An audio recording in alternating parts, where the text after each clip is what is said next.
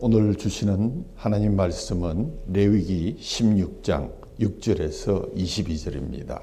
강효진 집사님께서 봉독해 주시겠습니다. 이어서 이장호 장로님께서 색소폰 독주 나은 날 꿈속을 헤맬 때 독주를 계속해서 들으시도록 하겠습니다. 아론은 자기를 위한 속죄제의 수송아지를 드리되 자기와 집안을 위하여 속죄하고 또 그 두 염소를 가지고 회막문 여호와 앞에 두고 두 염소를 위하여 제비 뽑되 한 제비는 여호와를 위하고 한 제비는 아사셀을 위할지며 아론은 여호와를 위하여 제비 뽑은 염소를 속죄제로 드리고 아사셀을 위하여 제비 뽑은 염소는 산채로 여호와 앞에 두었다가 그것을 속죄하고 아사셀을 위하여 광야로 보낼지니라. 아론은 자기를 위한 속죄제의 수송아지를 드리되 자기와 집안을 위하여 속죄하고 자기를 위한 그 속죄제 수송아지를 잡고 향로를 가져다가 여호와 앞 제단 위에 피운 불을 그것에 채우고 또 곱게 간 향기로 운 향을 두 손에 채워 가지고 휘장 안에 들어가 여호와 앞에서 분향하여 향연으로 증거계 위 속죄소를 가리게 할지니 그리하면 그가 죽지 아니할 것이며 그는 또 수송아지의 피를 가져다가 손가락으로 속죄소 동쪽에 뿌리고 또 손가락으로 그 피를 속죄소 앞에 7번 뿌릴 것이며 또 백성을 위한 속죄제 염소를 잡아 그 피를 가지고 휘장 안에 들어가서 그 수송아지 피로 행함 같이 그 피로 행하여 속죄소 위와 속죄소 앞에 뿌릴지니 곧 이스라엘 자손의 부정과 그들이 범한 모든 죄로 말미암아 지성소를 위하여 속죄하고 또 그들의 부정한 중에 있는 회막을 위하여 그같이 할 것이요. 그가 지성소에 속죄하러 들어가서 자기와 그의 집안과 이스라엘 온 회중을 위하여 속죄하고 나오기까지는 누구든지 회막에 있지 못할 것이며 그는 여호와 앞 제단으로 나와서 그것을 위하여 속죄할지니 곧 그 수송아지의 피와 염소의 피를 가져다가 제단 귀퉁이 뿔들에 바르고 또 손가락으로 그 피를 그 위에 7번 뿌려 이스라엘 자손의 부정에서 제단을 성결하게 할 것이요. 그 지성소와 회막과 제단을 위하여 속죄하기를 마친 후에 살아있는 염소를 드리되 아론은 그 두 손으로 살아있는 염소의 머리에 안수하여 이스라엘 자손의 모든 불의와 그 범한 모든 죄를 아뢰고 그 죄를 염소의 머리에 두어 미리 정한 사람에게 맡겨 광야로 보낼지니 염소가 그들의 모든 불의를 지고 접근하기 어려운 땅에 이르거든 그 염소를 광야에 놓을지니라. 아멘.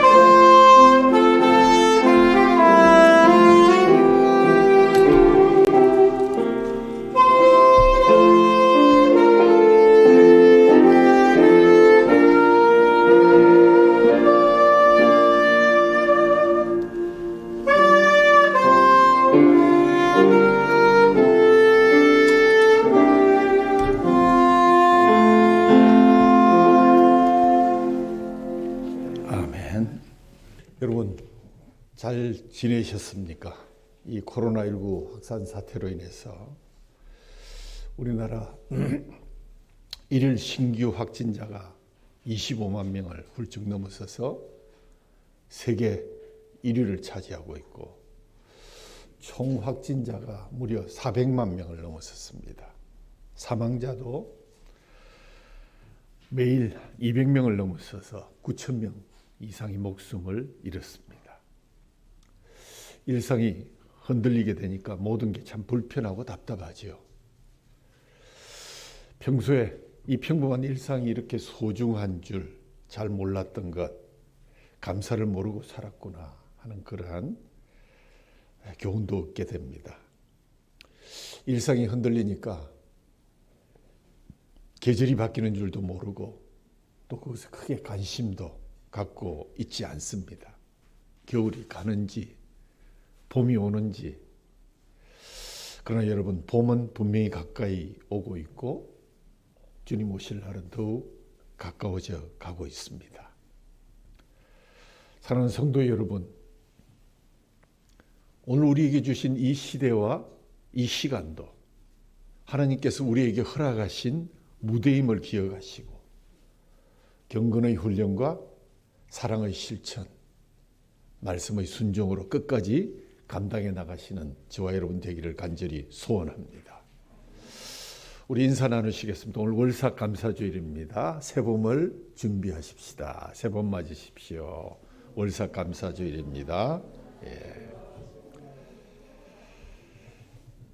지금은 교회 절기상 사순절이죠. 렌트라 그럽니다. 사순절. 부활주일 직전 7주 동안에 40일 동안 주일을 제외하는 그러한 절기입니다.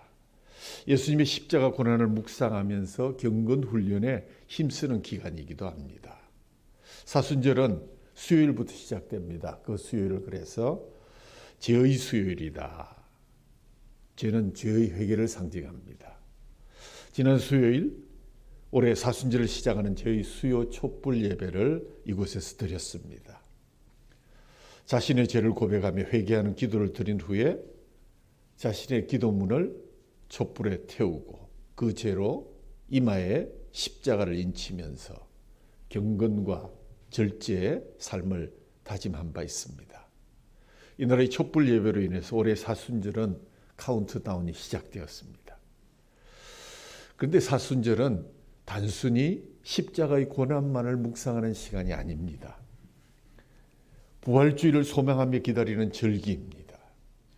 십자가 후에 부활이 있습니다. 만약 예수님이 십자가에 못 박혀서 고난당하시고 죽으시고 끝났다면 우리에게 무슨 소망이 있겠습니까? 부활이 있기에 십자가가 의미 있는 것으로 우리에게 다가오고 우리도 우리의 십자가를 지고 주님을 열심히 따라가고 있습니다. 사순절에 십자가를 묵상하는 것은 부활절이 있기 때문입니다. 특별히 코로나19로 어려운 금년 사순절은 부활절에 대한 소망이 더욱더 간절해지고 있습니다. 예수님께서 십자가에서 죽으신 것은 지금으로부터 한 2000여 년 전의 일입니다. 그러나 그 이전에도 수천 년 전부터 예수님의 십자가 고난이 예고되고 준비되고 예언되어 왔다는 사실을 여러분 알고 계십니까? 구약 성경은 예수님에 대한 예언이요, 신약 성경은 그 성취입니다. 더 쉽게 표현하면 구약은 예수님에 대한 예고편, 맛배기요, 신약은 본편이다. 이렇게 얘기할 수 있습니다. 정말 구약 성경을 자세히 살펴보면 예수님의 십자가에 관한 그림자들을 많이 발견할 수 있습니다. 이런 말씀을 통해서 십자가의 깊은 의미도 깨달을 수 있을 것 같습니다. 자, 십자가의 예고편, 맛배기를 한 두 가지 들어볼까요? 첫째로 꼽을 것은 출애굽기 12장에 나온 6월절 어린 양의 피입니다. 이스라엘을 풀어주지 않는 바로 왕의 길을 꺾고자 하나님께서 10번째 장자의 죽음의 재앙을 시행하셨습니다. 집집마다 장자가 죽게 되었습니다. 그러나 이스라엘에게는 비방을 알려주셨습니다. 그 비방이란 어린 양을 잡아서 그 피를 문설주와 임방에 바르라는 것입니다. 그러면 죽음의 천사가 그 피를 보고 그냥 넘어간다. 그래서 유월절이다, 패스오버 이렇게 불렀습니다. 그 어린 양의 피가 바로 예수의 십자가에 흘리신 그 보혈을 예표한 것이었습니다. 그 다음으로 민수기 21장에 보면 장대 위에 높이 달린 놋뱀을 우리는 알고 있습니다. 불신앙과 원망으로 범죄한 이 이스라엘 백성들에게 하나님이 불뱀으로 징계를 하시게 되죠. 온몸이 퉁퉁 부어가고 막 쓰러지기 시작합니다. 울부짖는 백성을 위해서 모세가 기도하자 하나님이 또 비방을 알려주십니다. 노스로 동일한 모양의 뱀을 만들어서 장대 위에 매달라는 것이었습니다. 그리고 그것을 바라보면 불뱀에 물려 죽어가는 사람들이 다시 살아난다는 것입니다. 그 말씀을 믿고 순종한 사람은 정말 살아났습니다. 이것은 예수님의 십자가를 믿음으로 바라보는 사람은 죄와 사망에서 구원받는 사실을 암시하는 그림자요 예고편이었습니다. 그 외에도 여러 곳에 나타나는데 오늘 그 중에 대표적인 십자가 예고편이 바로 오늘 우리가 읽었던 성경 본문에 대속죄일에 드려진 2마리의 염소입니다. 이 이야기 역시 부활이 그 안에 포함되어 있습니다. 그래서 오늘도 다시 어게인 시리즈로 인해서 다시 아사셀의 꽃이 피다 하는 그런 제목으로 설교의 제목을 잡았습니다. 오늘 성경의 배경은 구약 이스라엘의 대속죄일이라는 절기가 있습니다. The Day of Atonement라 해서 1년에 한 번, 구약 시대 이스라엘은 지금의 양력과 다른 유대력, 종교력을 사용하고 있었는데 대속죄일은 유대력으로 7월, 티실이 10일이니까 약 오늘날 양력으로 치면 한 9월에서 10월 초쯤 됩니다. 대속죄일은 온 백성의 죄를 속죄하는 제사를 드리는 날로 모든 절기 중에서 절기 중의 절기, 하이라이트라고 할 수 있습니다. 속죄일에 드리는 제사는 상당히 복잡했습니다. 그 모든 절차를 간단하게 간추려 놓은 구절이 오늘 우리가 읽었던 6절에서 10절까지의 말씀입니다. 6절에 먼저 보면 아론은 자기를 위한 속죄제의 수송아지를 드리되 자기와 집안을 위하여 속죄하고, 그러니까 여기서 대제사장, 본문에서 초대 대제사장인 아론을 가리킵니다. 아론과 자기 가족을 위한 속죄제사를 먼저 드렸다. 무슨 의미입니까? 이유는 백성들을 대표해서 속죄제사를 드리는 아론 역시 죄인이므로 먼저 그가 죄를 위한 속죄제사를 드려야 한다는 것입니다. 그 후에 속죄일의 중심 제사를 드리는 핵심 부분이 7절부터 쓰여져 있습니다. 7절에 보면 또 그 2 염소를 취하여 회막문 여호와 앞에 두고, 이 2마리 염소를 가지고 속죄 제사를 드렸습니다. 회막문 앞에 여호와 앞에 두고 그 2 염소를 위하여 제비를 뽑되 한 제비는 여호와를 위하고 한 제비는 아사셀을 위하여 할 것이다. 2 염소를 하나님을 만나는 장소인 회막 앞에 두었다가 제비를 뽑아서 각각의 용도를 결정했다고 합니다. 그리고 각각 염소의 머리 위에 제비를 둡니다. 속죄제 염소는 그 목에다가 붉은 줄을 묶어서 표시를 해 두었고, 아사셀 염소는 그 뿔에 빨간 붉은 줄을 묶어서 표시를 해 두었다고 합니다. 이것은 다 하나님의 지시사항입니다. 본문 9절에 보면 첫 번째 속죄제 염소에 관한 말씀이 나옵니다. 16장 9절에 아론은 여호와를 위하여 제비 뽑은 염소를 속죄제로 드리고, 여호와를 위하여 제비 뽑은 염소, 속죄제 염소가 첫 번째 염소입니다. 이 염소는 바로 그 자리에서 잡아서 피를 낸 후에 그 피를 갖고 대제사장이 회막의 지성소로 들어가서 피를 뿌림으로 속죄 제사를 지낸 것입니다. 15절을 보면 또 백성을 위한 속죄제 염소를 잡아 그 피를 가지고 휘장 안에 들어가서 그 수송아지 피로 행함 같이 그 피로 행하여 속죄소 위와 속죄소 앞에 뿌려라. 그렇게 되어 있습니다.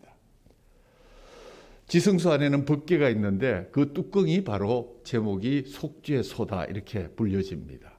대제사장은 가지고 들어간 그 염소의 피를 속죄소 위와 속죄소 앞에 뿌렸습니다. 흠없는 염소가 무고히 피 흘려 죽은 것은 백성들의 죄를 대속하기 위함이었습니다.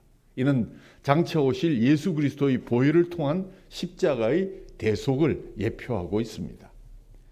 그런데 하나님께서 굳이 피를 흘리시게 한 이유가 무엇일까? 히브리서 9장 22절에 그 답이 나와 있습니다. 피 흘림이 없이는 사함이 없다. 피는 생명이다. 그 피를 흘리면 사망인데 그 피를 상징적으로 보여주어서 그 피가 대신 흘리심으로 인해서 그가 죽고 우리가 대신 살아나는 그런 대속의 원리를 설명하고 있습니다. 그러니까 그 염소가 백성의 죄와 그 대가인 죽음을 피 흘림으로 대신한 것입니다. 이와 같이 의로우신 예수님께서 인간으로 오셔서 이 땅에 인간의 죄를 대신하여 십자가에 피 흘려 죽으셨습니다. 이 사실을 히브리서 9장 27절 28절에는 한 번 죽는 것은 사람에게 정해진 것이요 그 후에는 심판이 있으리니 이와 같이 그리스도도 많은 사람의 죄를 담당하시려고 단번에 들이신 바 되셨다. 인간이 받을 심판을 예수님이 대신 단번에 심판받고 죽으셨다는 것입니다. 그 죽음으로 단번에 많은 사람의 죄를 대속해 주셨습니다. 이것이 속죄제 염소의 상징적인 의미입니다. 그러면 두 마리 염소가 왜 필요했는가? 나머지 한 마리가 있죠. 그 이름이 바로 아사셀 염소입니다. 10절에 보면 아사셀을 위하여 제비 뽑은 염소는 산채로 여호와 앞에 두었다가 그것으로 속죄하고 아사셀을 위하여 광야로 보낼지니라. 아사셀이라는 말은 히브리어로 완전하게 없애다 또는 내어놓다 하는 그런 의미를 가진 것입니다. 구체적으로 누구를 지명하는지 어떤 장소인지는 잘 알려져 있지는 않습니다.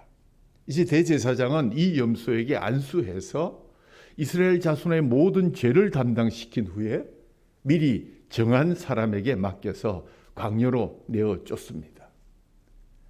한 마리의 염소가 죽어서 속죄소 위에 피를 흘렸으면 됐는데 이스라엘 백성의 그 1년치의 죄가 다 사해졌는데 왜 또 이 염소는 안수를 해서 죄를 담당해야 하는 것인가 하는 질문이 우리에게 남게 됩니다. 두 번째 염소, 즉 아사셀을 위한 염소는 이스라엘 백성들의 죄가 그들의 눈앞에서 사라져가는, 완전히 소멸되어가는 사실을 눈으로 보여주기 위해서 준비된 염소였습니다. 죄의 가시적 소멸을 보여주는 염소였습니다. 이스라엘 백성이 1년 동안 짓는 모든 죄가 아사셀을 위한 염소의 머리로 넘어갑니다. 온 이스라엘 백성들은 이 장면을 지켜보고 있습니다. 그리하여 대제사장인 아론은 그 머리 위에 손을 얹고 기도하면서 그들의 죄, 그 백성의 죄를 낱낱이 고하며 그 죄를 그 머리에 전가시킵니다. 그 후에는 미리 정해놓은 사람이 그 염소를 끌고 광야의 무인지경이 되는 마지막 끝까지 끌고 가서 그 염소가 이스라엘 백성들의 눈앞에서 점점 멀어져 갈 때 염소에게 옮겨진 이스라엘 백성들의 모든 죄도 그들의 눈에서 점점 멀어져 간다고 생각했습니다. 그러다가 어느 시점에 가면 그 염소가 영영 보이지 않게 되겠죠. 그러면 이스라엘 백성들이 내 죄를 짊어진 염소가 이제 보이지 않구나. 내 시야에서 완전히 사라졌구나. 그러면 내 죄도 염소와 함께 영영이 떠나버렸구나. 이제는 더 이상 내 죄를 찾아볼 수가 없다 하는 그러한 심정으로 그 예식에 참여했은 것입니다. 이것이 바로 믿음입니다. 이 염소는 우리의 죄를 완전히 제거하는 염소라고 해서 아사셀을 위한 염소라고 부른 것입니다. 이 염소는 백성들의 죄가 그들의 눈앞에서 떠나가는 것을 보고 믿을 수 있도록 준비된 염소였습니다. 시편 103편에 보면 우리의 죄를 따라 처치하지 아니하시며 우리의 죄악을 따라 갚지 아니하셨으니 동이 서에서 먼 것 같이 우리의 죄가를 우리에게서 멀리 옮기셨다. 동쪽과 서쪽은 만날 수 없는 방향입니다. 아사셀을 위한 염소가 우리의 죄를 지고 우리의 눈앞에서 사라졌듯이 예수님은 우리의 모든 죄를 우리가 다시는 볼 수 없는 것으로 옮기신 것을 이 아사셀의 염소를 통해서 가르쳐주고 계십니다. 자, 이렇게 해서 대속죄제는 끝이 납니다. 그러나 이 속죄제도 우리의 모든 죄를 근본적으로 없애주는 것은 아니었습니다. 1년 동안에 죄만 사하는 것, 제사의 유효기간이 1년이었습니다.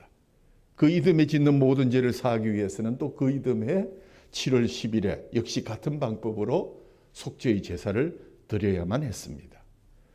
그래서 이 제사는 예수님이 오실 때까지 1500년 동안 계속 드려져 왔습니다. 그러나 이 제사는 우리의 죄를 영원히 씻어줄 만한 능력이 없기 때문에 불완전한 제사였음은 분명했습니다.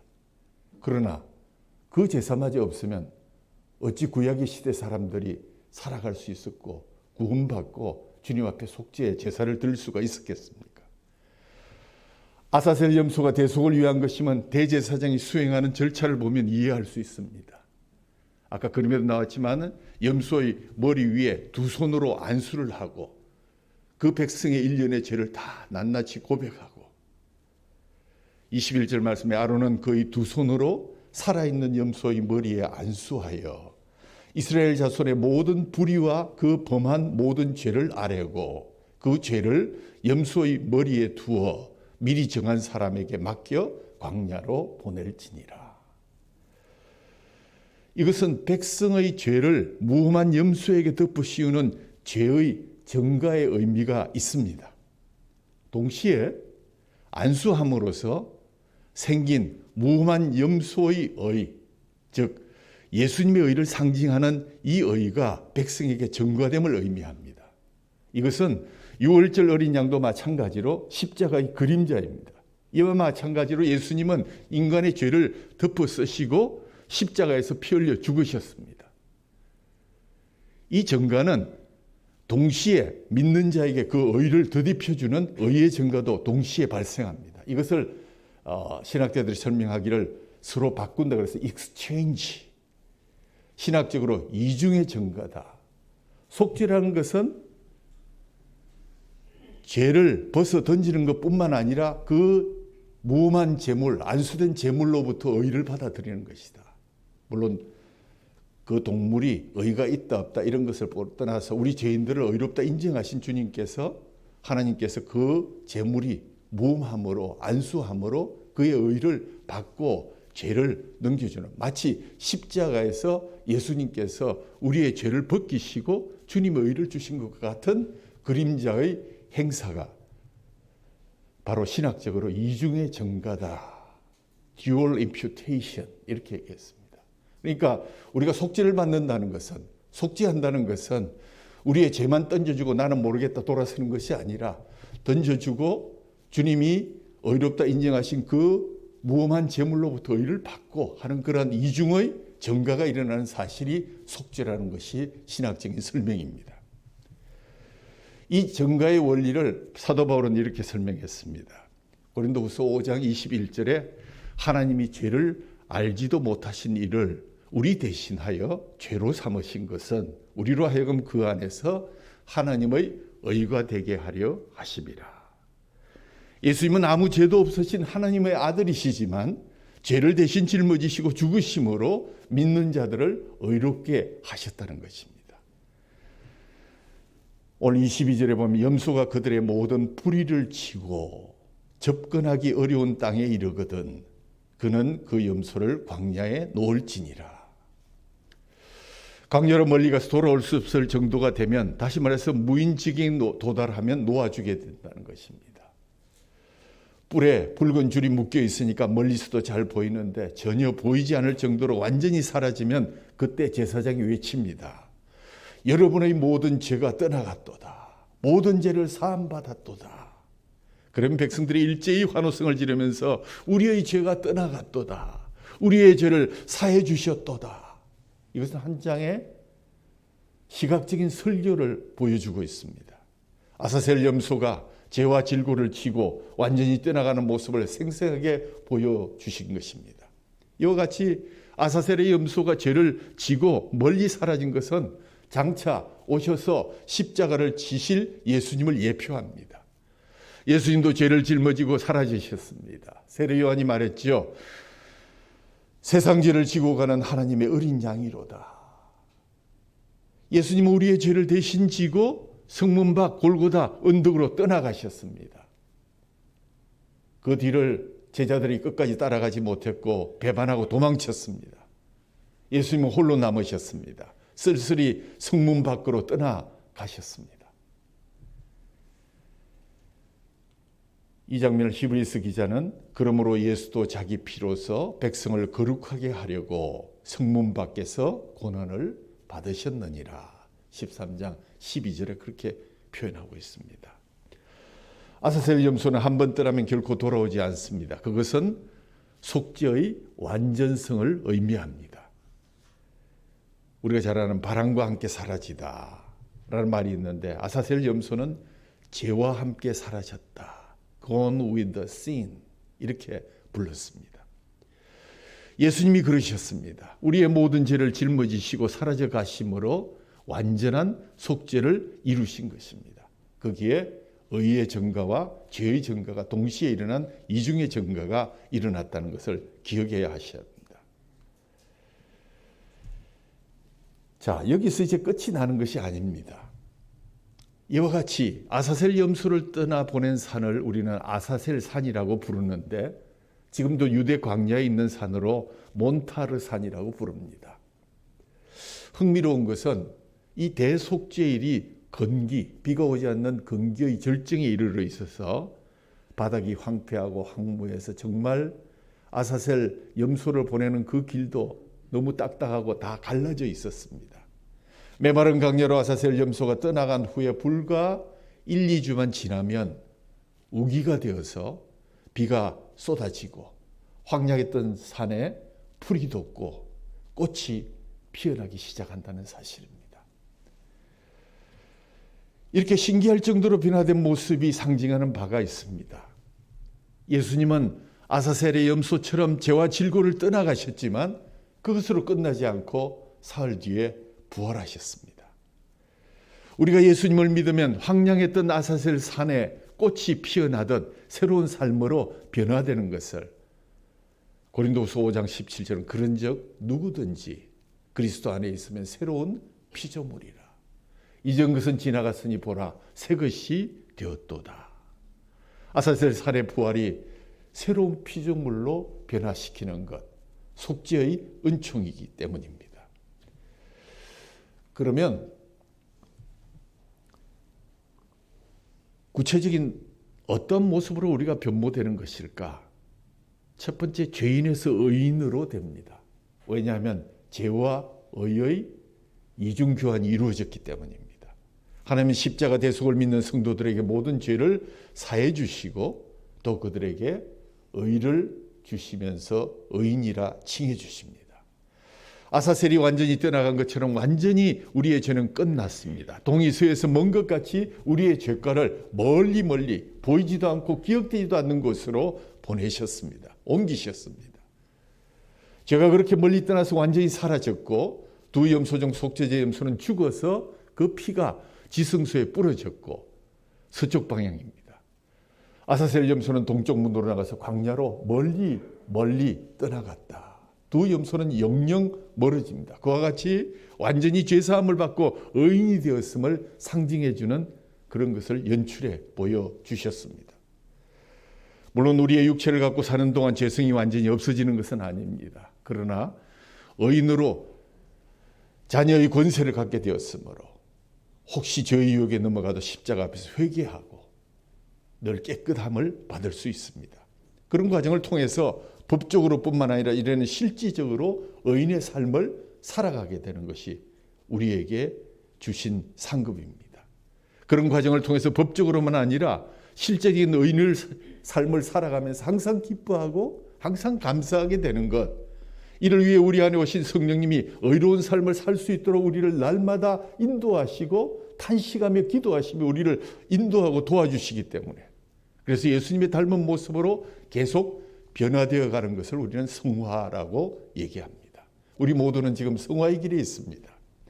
한 걸음 한 걸음 걸어갈 때마다, 새로운 날을 주실 때마다 우리에게 부족한 우리의 모든 것을 메꾸고 주님의 성품을 닮아가는 인격, 그 의인이 되기 위해서 의로운 삶을 살려고 애쓰는 것이 아니라 이미 믿음으로 의인이 되었기 때문에 이제부터 그에 합당하게 의로운 삶을 살아갈 수밖에 없도록 우리는 지음을 받은 것입니다. 죄에서 구원받는데 믿음 외에 그 어떤 조건도 요구되지 않습니다. 오직 믿음으로 충분합니다. 의인의 신분뿐 아니라 자녀의 권세까지 주셨기 때문입니다.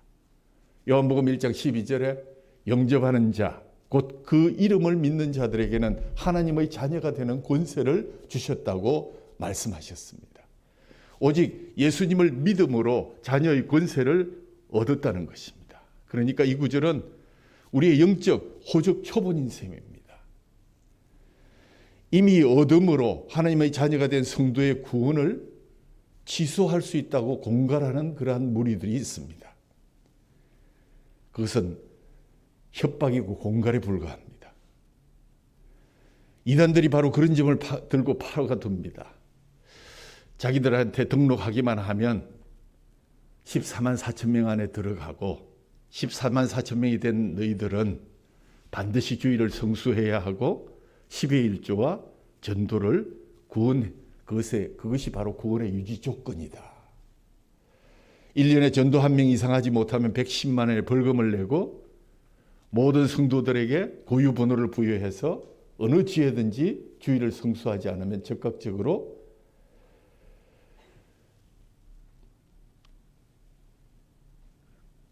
묻습니다. 책임을 묻습니다. 사유서를 써냅니다. 주일 성수가 마땅하고 전도가 좋은 것이지만 그 자체가 구원의 조건은 절대 아닙니다. 속지 마십시오. 우리 하나님 그렇게 째째하신 분 아닙니다. 예수님의 피가 그렇게 싼 것이 아닙니다. 11조가 좋은 신앙의 고백 행위이지만 그 자체가 구원의 조건은 절대 될 수 없습니다. 그것도 사기입니다. 구원의 조건은 오직 믿음 한 가지면 족합니다. 뭘 믿습니까? 예수 그리스도를 믿고 십자가를 믿고 그 보혈의 은총을 믿는 것입니다.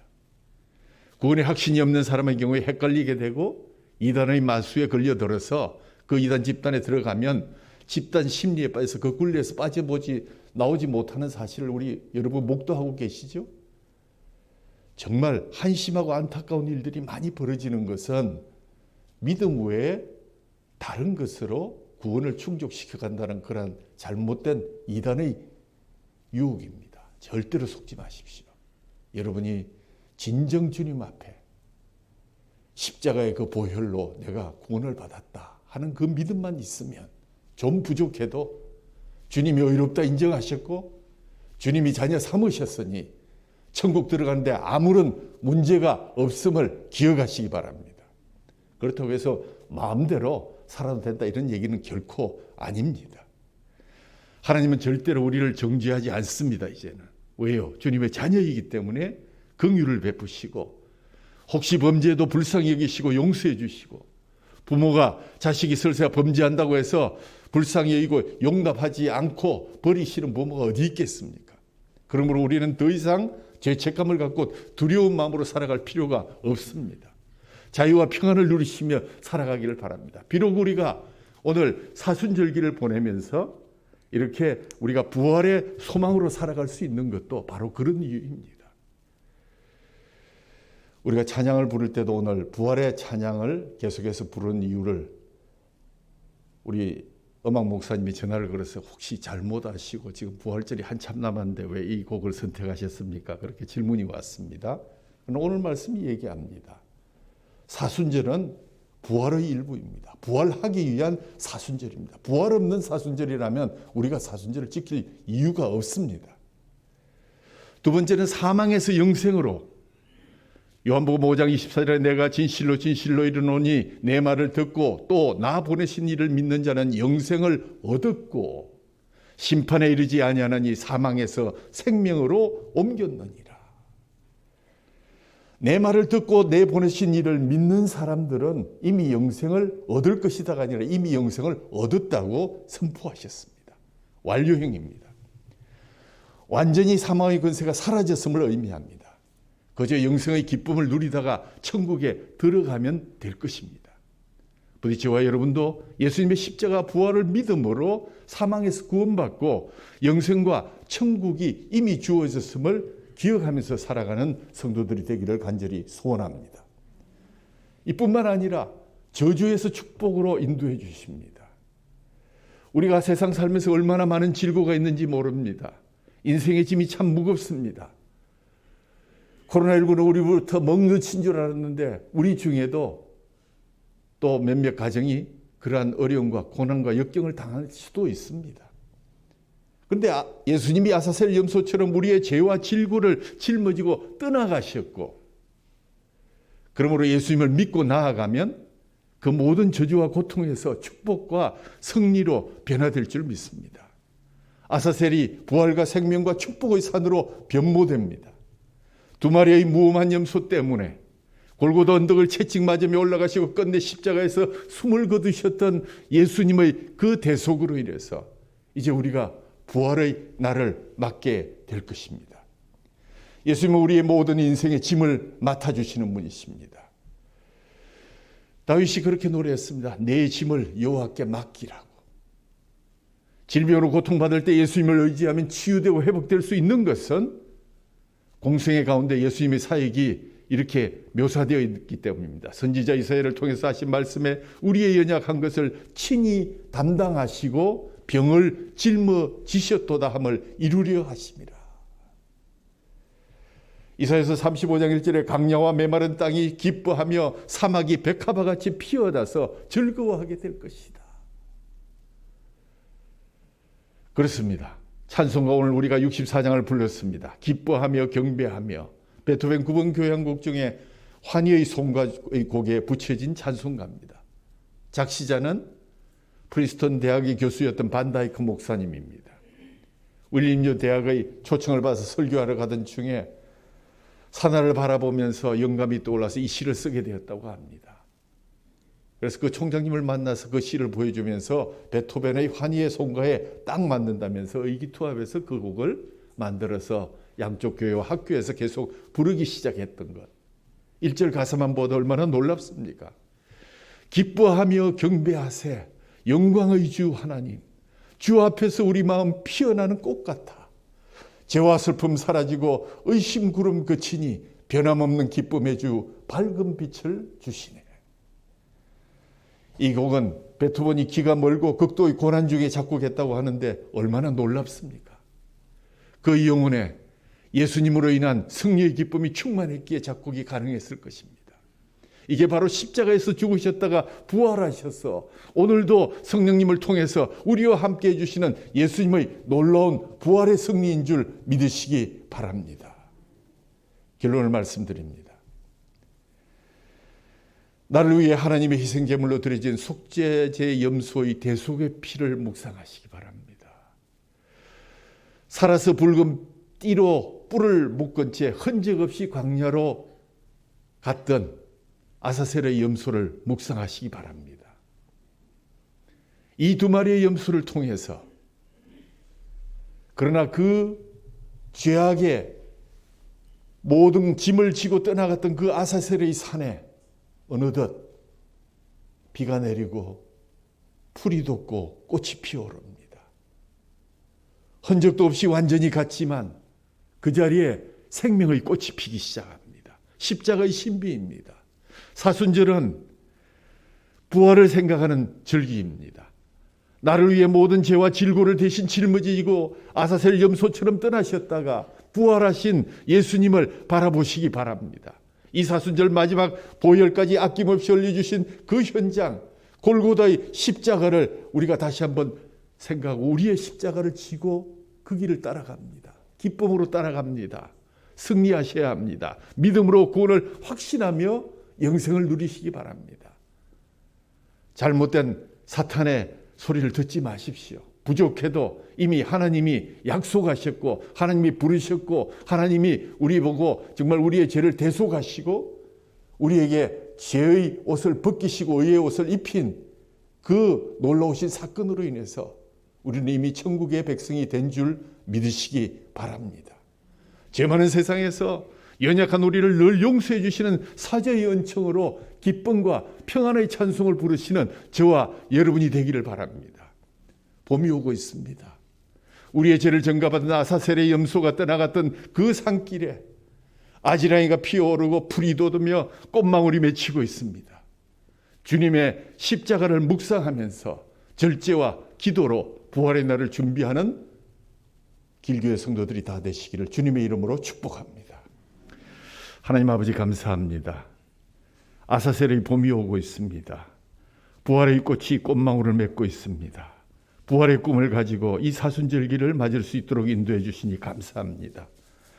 십자가의 묵상과 삶의 절제를 통해서 부활하신 예수님을 바라보는 저희들 되게 하옵시고, 오늘 3월의 월삭 감사주의를 통해서 이제 우리에게 한 달여 동안 주어지는 이 사순절기를 부활을 바라보는, 부활을 향한 길목에서 이 어려운 십자가의 길을 절제와 감사와 찬양으로 나아갈 수 있도록 우리의 사랑하는 성도들을 주께서 인도하시고 주님 그들과 함께 동행하여 주옵소서.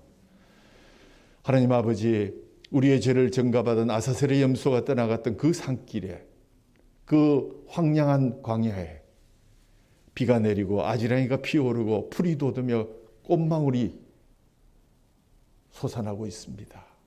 그 부활의 꿈, 천국 영생의 꿈을 누구도 빼앗을 수 없음을 다시 한번 기억하며, 오늘도 그 약속 우리에게 지키시며 확신시켜 주시려고 우리를 다시 한번 주의 만찬의 자리로 초대해 주심을 감사합니다. 하나님, 찢어진 주님의 살을 통해서 대속의恩청을 기억하고 흘려주신 그 피를 통해서 우리의 생명이 영생을 얻었음을 확인하는 그러한 귀한 시간 될 수 있도록 이 시간을 축복해 주옵소서. 기억하고 기념하고 또 전하라고 하신 말씀 가슴에 품고 새롭게 주시는 주님의 살과 피를 받는 귀한 성도들이 되게 하여 주옵소서. 우리 주 예수 그리스도 이름으로 감사하며 기도하옵나이다. 아멘.